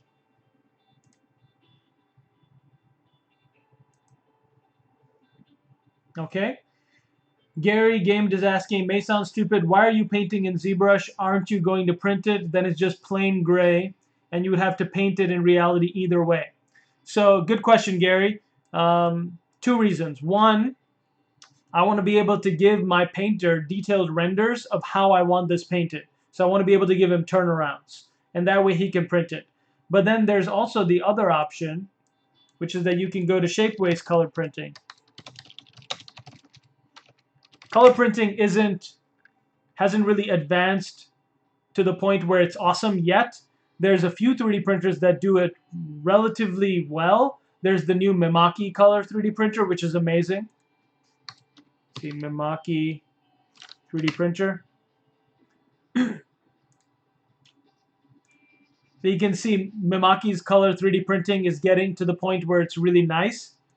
There's also the Shapeways color 3D printing. Let's see if I look at images of it. Yeah. So Shapeways has color 3D printing. It can be a bit, how should I say, powdery. It's not the finest finish. Let's see. Sometimes, they've got a few different options for kind of a coating. So it can be a bit slimy looking, which may work well for this mushroom in particular. But most of the time, it's a bit powdery and dotty. So there are color 3D printing options. They're just not as good as if a hand painter had painted it by hand. So I might send this model to Vrml export through Shapeways, get it back, and see what it looks like that way as well. It doesn't take long. It takes basically a couple of weeks or a week max now to get these prints. I also have a friend with a Mimaki, so I might hit him up.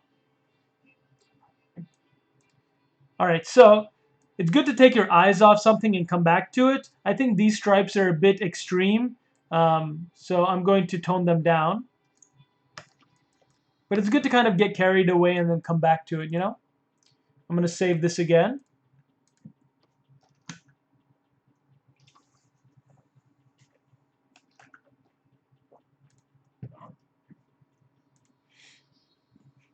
All right. Yep, Jay Kemper saying expensive. Yep, the Mimakis and the new Stratasys J750, I believe, is really good at color printing, but they're really expensive machines. They're definitely not desktop or, hobbyist or professional accessible yet. All right, so I'm liking what I've got going on, but I'm still not really getting that slimy feeling that I want. And part of that will be the material and texturing. But what I can do is start bringing in a bit of white. And that'll help it feel a bit slimier. Got to be careful how I do it, because otherwise it'll look like it's part of the cap and not part of just the slimy nature of it. So I'm going to try to mess around a bit.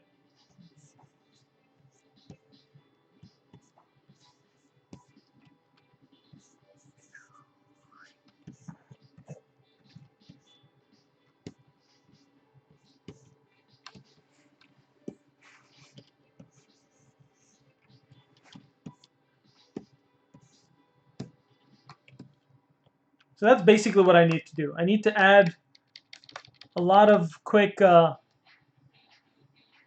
see, undo back a bit. Too far.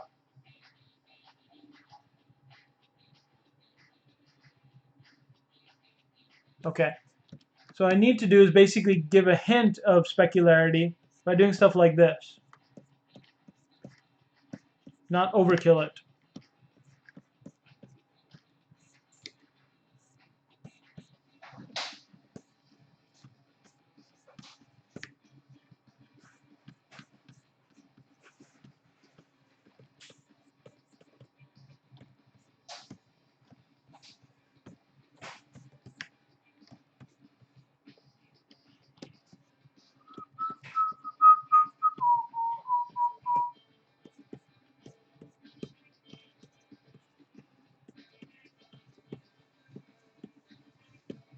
So specular highlight is all about adding the highlight. It's not necessarily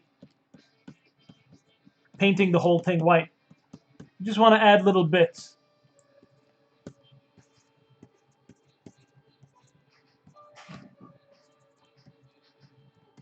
And so this is a bit more effective than not adding, just making it to, the whole cap white. I want to just hint that it's really shiny.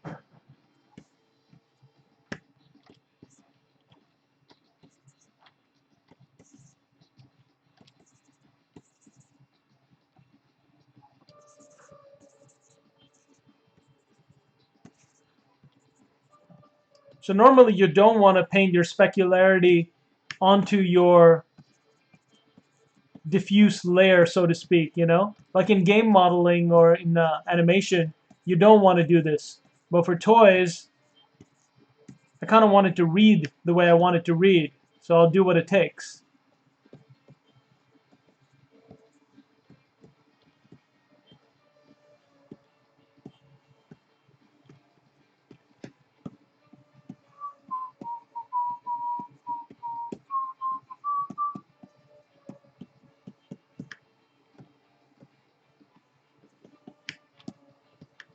All right.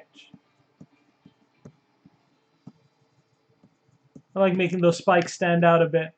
So shrinking it down to the scale it would be printed is really important to see what you're doing. I think the eyes need a bit more blue in them. We'll jump around a bit.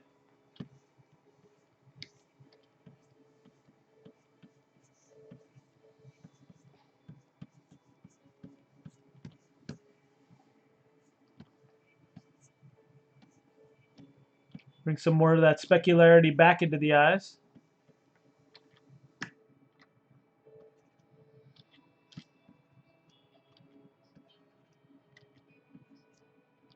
Just thinking about different kinds of specularity and what it does to the character. I like having a bit of a light touch at the bottom and really bright at the top. This kind of gives the illusion that the eyes are rounder than they are.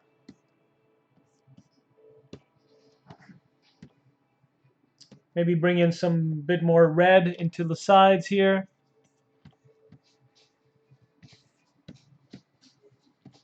Nah, that's too much red. Gotta have a very light touch when you want something. Sometimes you have to have a light touch. Alright, so basically looking at this, I've got a little bit of pink on the tongue, I've got blue in the eyes, I've got green and yellow and white. That's my paint scheme right now. And I want to separate this eyebrow ridge a bit from the eyes. So I can do something like this, darken that up.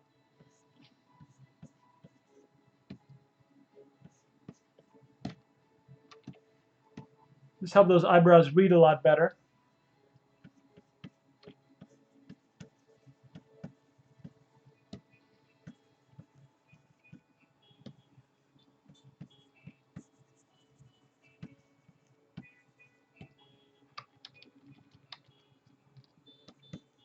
And toning it up and down as I choose.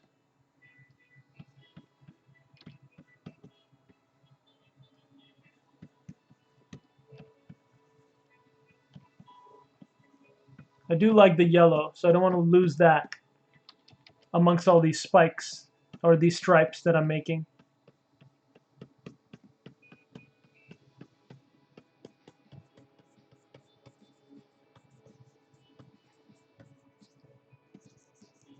Work on this transition a bit better from the yellow to the green. Soften that up. 934.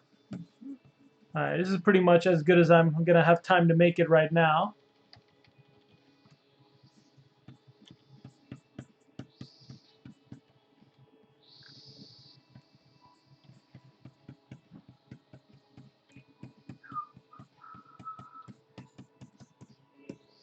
Gonna have to start getting this guy ready for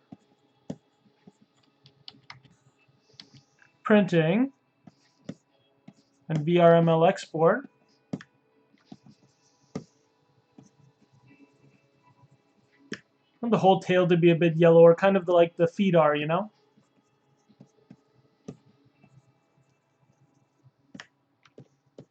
Help it stand out a bit more on its own. Alright, so I'm pretty happy with that. Probably keep iterating on it until I get the exact look that I'm going for. Making the tongue a bit yellow seems to be helping. So yellowish pink. You gotta be careful of making the eyes yellow because that'll make him look a bit jaundiced. Like he's got a bit of kidney failure going on. Alright, let's test this guy out. Let's see. So let me save him.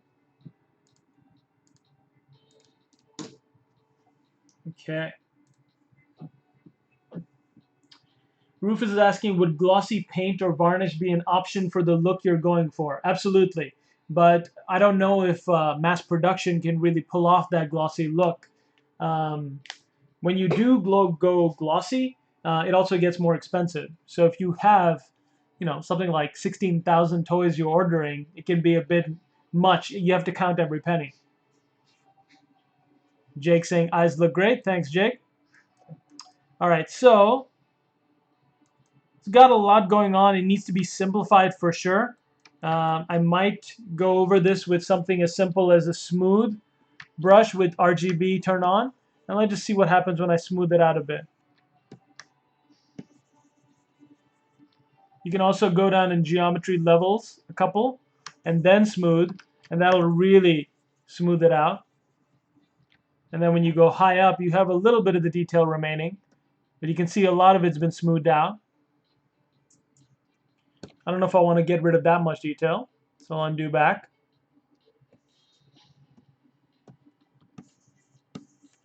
Just tap smooth here and there.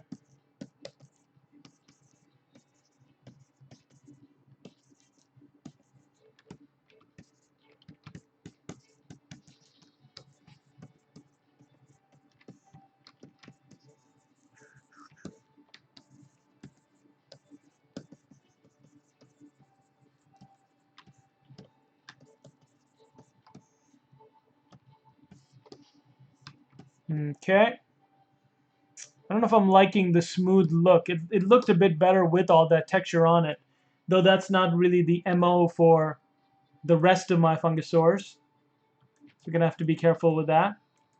This whole bottom area, I might just select a mask over. Let me draw with the mask rectangle.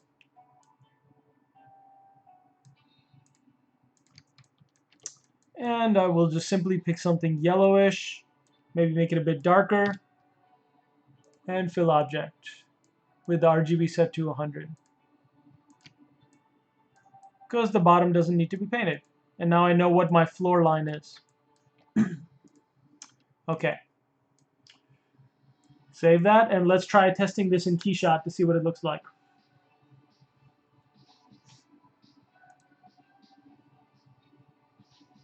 Okay, that's saved. Let's go take a look in Keyshot. So I'm going to go to my render, external render, turn on Keyshot, and click BPR.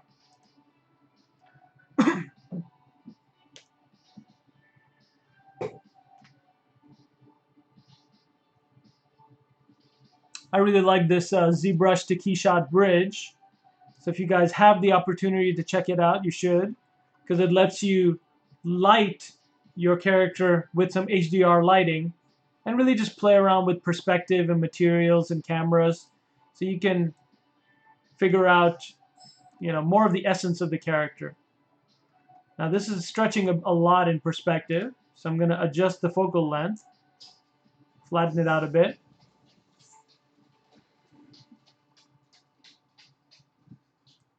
Pick a camera angle I like. Let's change up the materials too. I've got some materials that I've saved from beforehand. So I can alt and drop, and that'll basically drop the material, but it won't replace my texture. And so this one's a bit more of a specular material. I can change it by going to my material here. And say I want to increase the refraction a lot, make it really glossy. I can do that with just one slider. If I increase the roughness, it'll try to diffuse that reflection and make it all soft and powdery. This is kind of what Shapeways color printing looks like. Really high roughness. If I get rid of the roughness entirely, it's going to be really slimy, which is kind of cool, but a bit too slimy. So you got to, adjust a couple of these sliders, figure out your look. Also, you want to do this with the right HDR selected. Right now, it's just lighting it with the studio environment. You can pick all sorts of different environments to light with.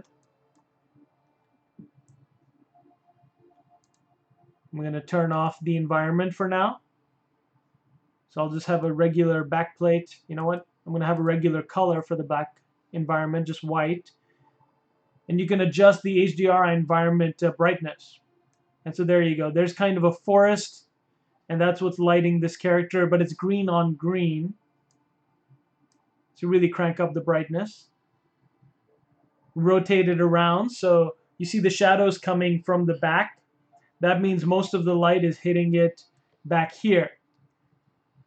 So I want to change up where the light's hitting it from. So I'll change the rotation angle.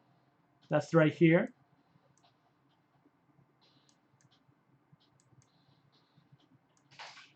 And rotate this around so the shadows are going further back.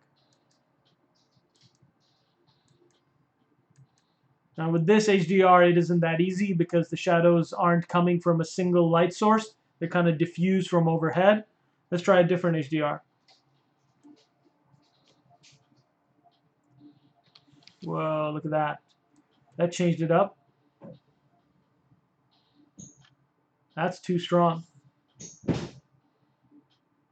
So sometimes the outdoor environments look really good. Sometimes they don't give you what you want. This one's cool. It's kind of like a desert harbor kind of thing. Let's rotate that around.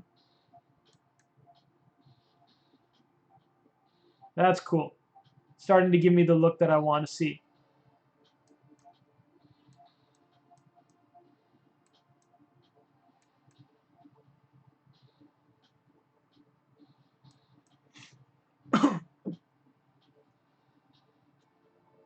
The other thing I'm thinking is that this yellow to green to yellow again is a bit confusing. So I might have this character mostly yellow along the sides and then only turn green right at the very tips. And that'll help really simplify the paint job because it's a bit complex right now. Good thing about ZBrush and KeyShot is I can jump back and forth. So let's try it. Don't have much time to keep experimenting. I gotta finish this up by 10, but I can try it.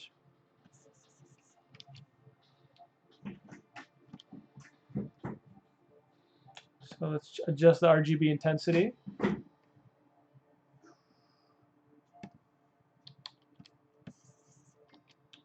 Let's change this brush alpha. Let's kind of start bringing more yellow up into here. See if I'm liking that better.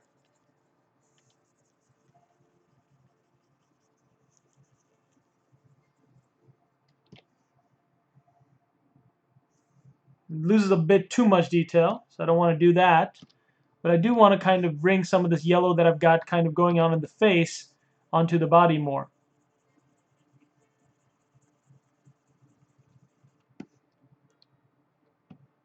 Should have made sure my symmetry was on.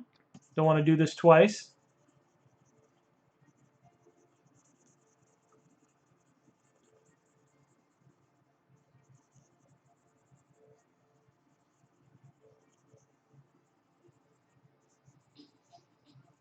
So just that simple change right there makes this character a lot simpler and easier to paint, easier to read. I'm still leaving hints of green on the tops of the shoulders, but not like too much.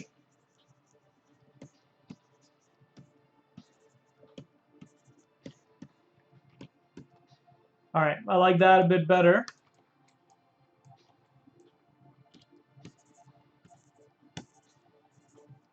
You could really just mess around with the painting forever, honestly.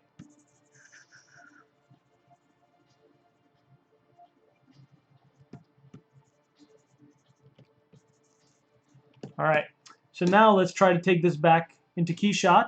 All I need to do for that is press BPR, and in theory, it should update. So there's the updating with the yellow paint again. So I like what's happening there. Bloop, bloop, bloop. Let's see. All right. The brightness is a bit too bright, so let me bring that back down. 2.5 maybe.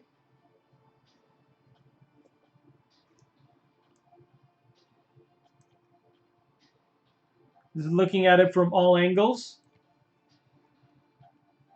Because KeyShot now is part of my design process. Take, the look of it, figuring out the look. I guess look development is what you'd call it.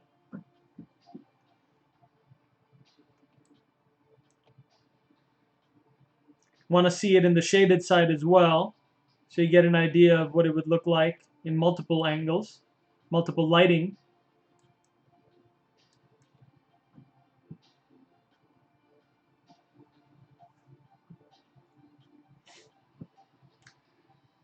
Joanne Rigudo says, I've got Keyshot for ZBrush Bridge, and it's really handy to be able to jump between the two. Keyshot is a really good renderer. Agreed. I agree thoroughly. It's a really good renderer, and it's really easy and simple, as opposed to having to, like I remember back when I used Mental Ray a lot, and you needed to be a light scientist to be able to use that program to maximum proficiency. You had to change settings in like 20 different places, and then you would kind of start seeing the image the way you want. Versus Keyshot, I can drop it in, start seeing it the way I want. All right, so this is basically the look I'm going for. So what I'm going to do is just now export this out as a VRML file, because that's what I want to do and see for print. So I'm going to go back to my ZBrush. Save again because I'm a bit paranoid. For that reason, that's why I'm paranoid. Unrecoverable error. ZBrush is going to attempt to quick save. Hopefully it will.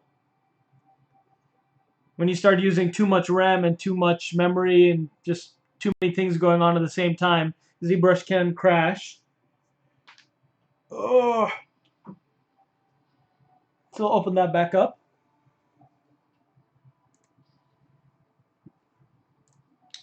All right, so it looks like it was able to recover it. Let's open that back up. Open up that Z tool. So good, it was able to bring in that Z tool. Draw it back out. Still see it's got all of my latest yellow painting, so that's good. It's all still there. I'm going to go down to save this right now. Not in recovered tool folder. Let's call this Stego 5.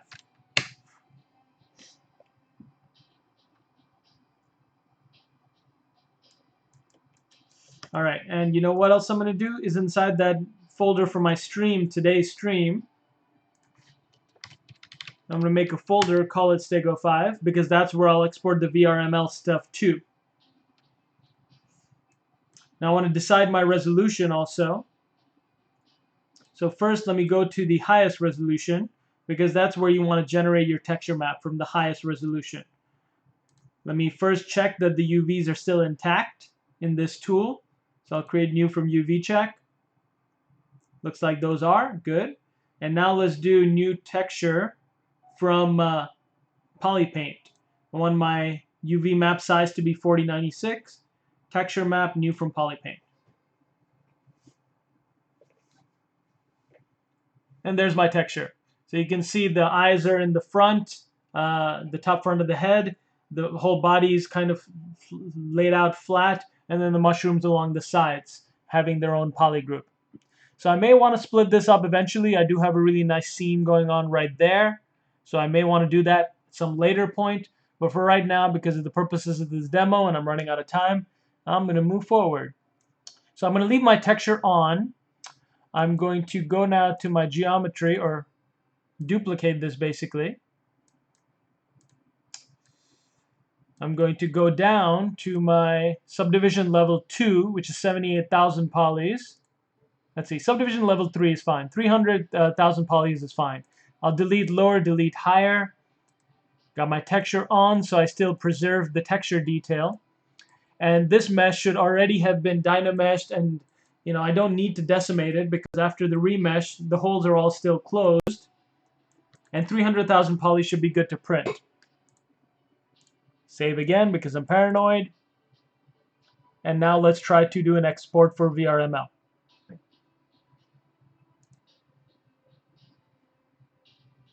Okay, Z plugin, going down to 3D Print Hub, and there's Export VRML. But before I do that, I've got a bunch of subtools.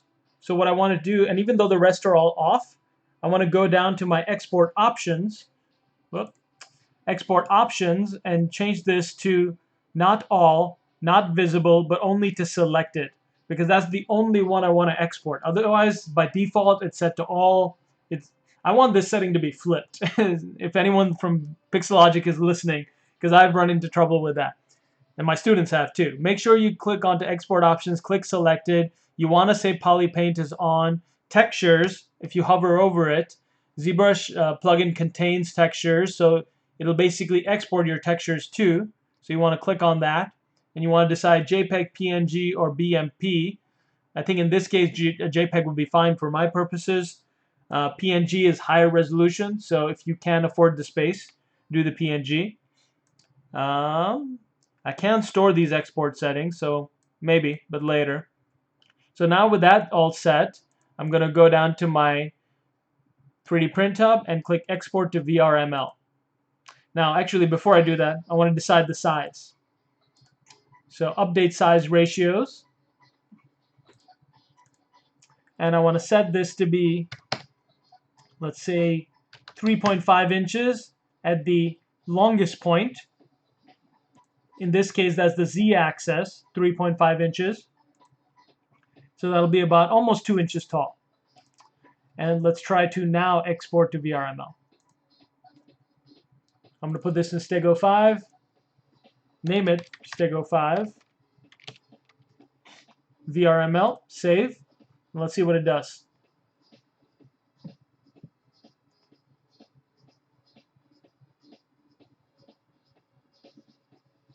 Files were successfully exported. You can see it brought the texture into my site as well. So let's see what this looks like. Vrml export right here. So I've got the 3D object, and I've got this JPEG that was created, which is the texture file.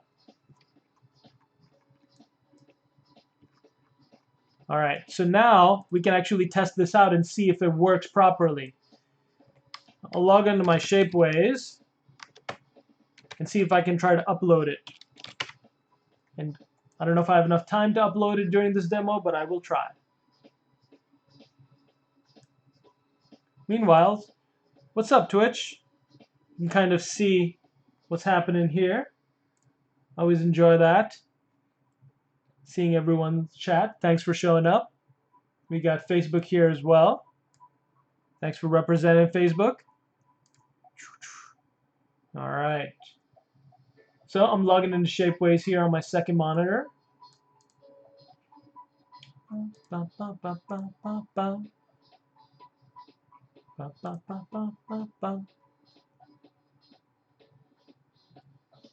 All right, cool.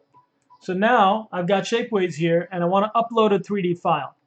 Now, this might have changed since the last time I tried, but since I exported inches, I want to select inches. I don't care about category. But since I'm trying to import a VRML file or a WRL file, you can see that those options are here. If I click on Upload, select File, Stream 3.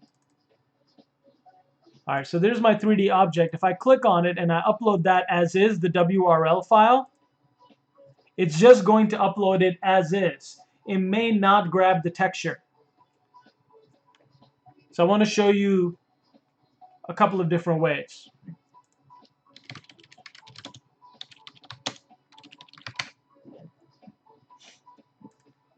So Shapeways has a really helpful primer on how to upload files to them for color 3D printing. No, I thought I did. Here's a tutorial. That might be it. There we go. So exporting to VRML and X3D for color 3D printing. So look this up. I just Googled, what did I Google? I Googled Shapeways color upload, and it was maybe the second link I found. Exporting to VRML and X3D for color 3D printing. So you'll see you want to export for VRML. You want to have the texture map. And here's the step we didn't take. You want to create a zip file and upload that zip file, because you need both the texture and the VRML or WRL file at the same time. So if we look at the file that we tried uploading, still uploading, it probably won't come in with the texture. So it'll come in just as a model file, which isn't what we want. So I'm going to select both of these guys, and I'm going to add them to a zip file. It's in the same place, yep. What? Oh. Stego, say Vrml test 1.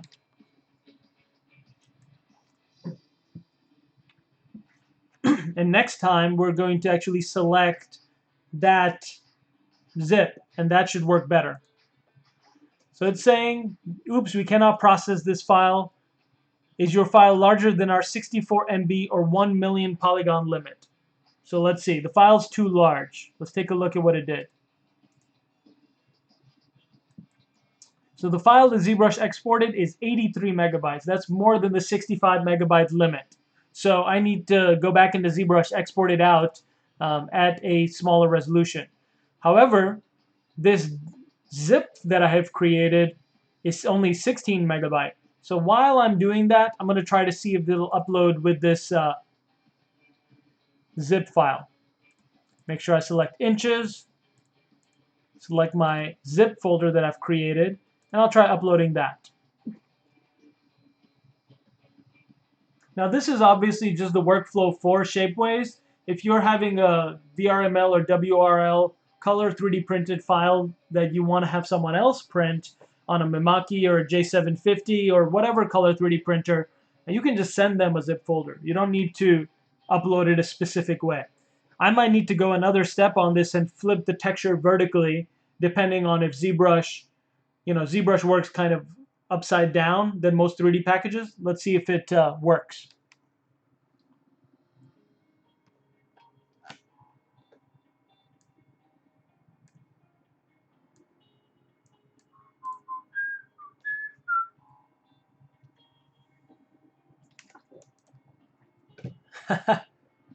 Marissa Louis saying, you're amazing, Aiman. Basically, everyone hire Aiman for your ZBrush and 3D printing needs.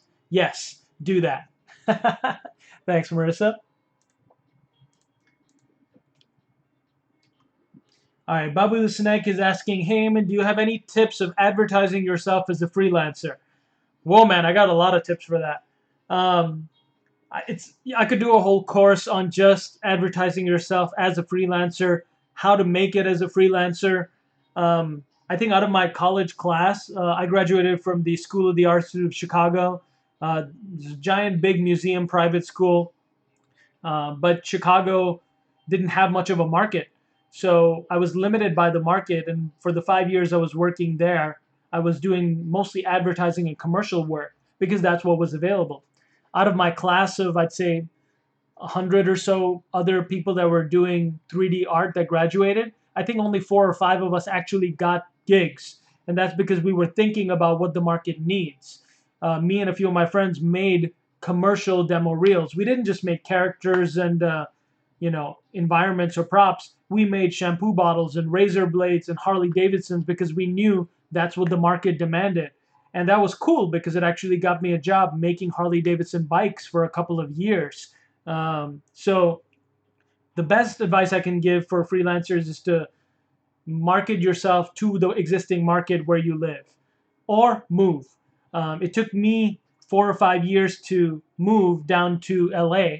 I had saved up enough money and I didn't really know anyone in LA really, but I came down and I made the effort. And you have to go to a lot of expos, you have to go to a lot of trade shows, you have to make yourself visible. And people need to know who you are. They need to see a constant uploading of work. You need to be consistent with what you upload. And you also need to, show good quality, consistent quality, and improvement. And you need to check in with people every other month. It's on you. You need to basically, every contact you make, you have to check in with them every other month and be like, hey, look, I updated my website, or hey, I did this new project, check it out.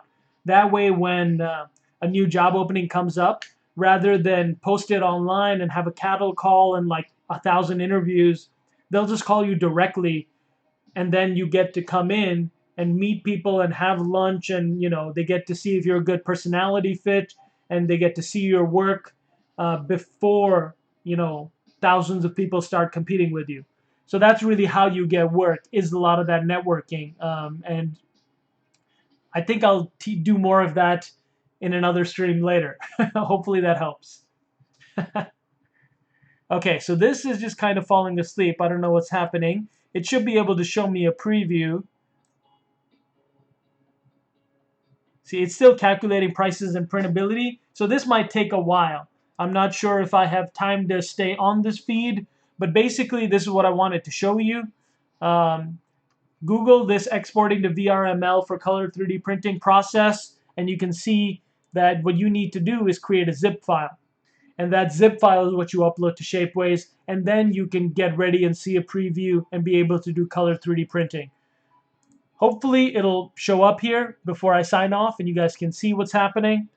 In the meanwhile, I can try to do the lower res version to see if that'll work. So I will undo. See, geometry, undo, undo. Bring my resolution subdivisions back. And this was 313,000, so I'll go down to 78,000 polys. Still have all the detail I want, so that should be fine. Bit of faceting at the bottom, but at the scale I'm printing, probably won't matter. I'll delete higher, delete lower. I'll go back to all my 3D print hub settings should be the same. My texture map is on and here. So let's go ahead and try that again. Oh wait, something's happening. Slowly. Doesn't look like it's happening the way I want it to. So I'm guessing this is because the texture map is flipped. So ZBrush creates a texture map that's kind of inverted to what Shapeways needs. So I'm going to try to adjust it and then re-upload. So what's going to happen here, it's go, new folder, Stego 5, V2. Let's try that again. So I'll go to, that's all correct. I'll say export to Vrml. I'll navigate over to that folder, Stego 5, say V2, save. Give it a second to think it out.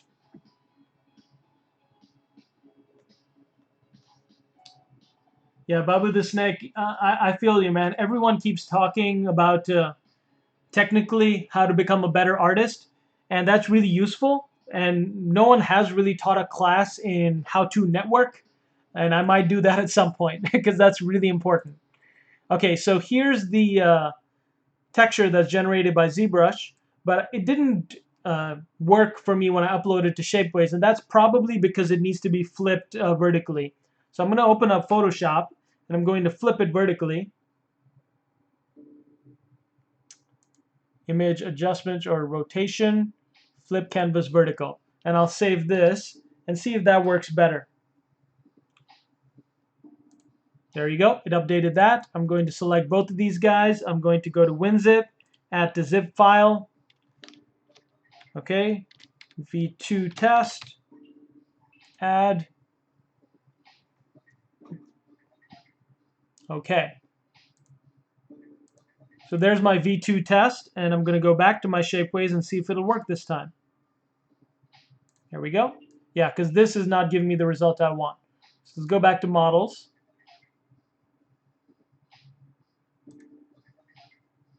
Come on, Shapeways, don't fall asleep on me right now. It's kind of an unsaid rule of doing demos, especially live, that things won't work well.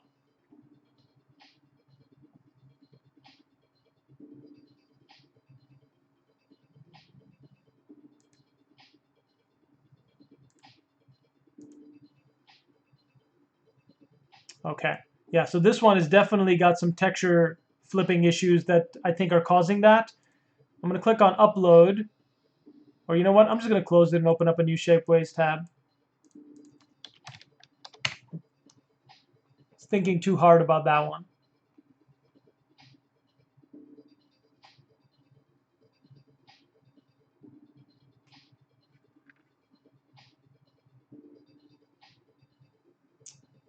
And hopefully my internet is not crapping out on me right now. The stream seems to be going all right.